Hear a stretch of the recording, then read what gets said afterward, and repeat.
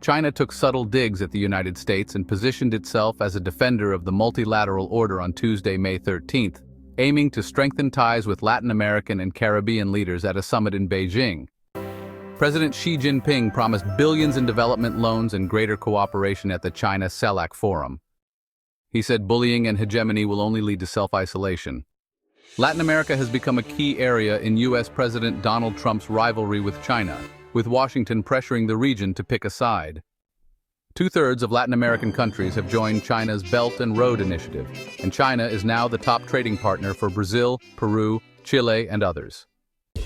A day after Washington and Beijing agreed to cut tariffs for 90 days, easing their ongoing trade war, Xi presented Beijing as a champion of peace and stability. He said, "There are no winners in tariff wars or trade wars," adding that only unity and cooperation can maintain global peace and promote prosperity.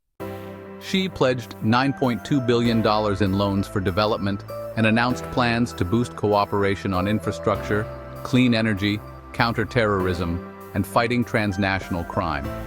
Scholarships and training programs would also be expanded. Under an agreement announced in Geneva, the United States will reduce tariffs on Chinese goods to 30%, while China will cut its tariffs to 10%. This marked a major step back from the trade conflict that had shaken global markets. However, a 20% tariff on certain Chinese chemical exports linked to fentanyl remains, as the United States seeks to address the opioid crisis. China's foreign ministry demanded the United States stop blaming China for the opioid problem. Also, without naming the United States, China's top diplomat Wang Yi voiced Beijing's frustration, condemning a major power obsessed with might makes right. He urged Latin American countries to join China in defending their rights against what he called U.S. tariff bullying. Wang called the forum a great success, highlighting the market of 2 billion people between China and Latin America as a new growth engine.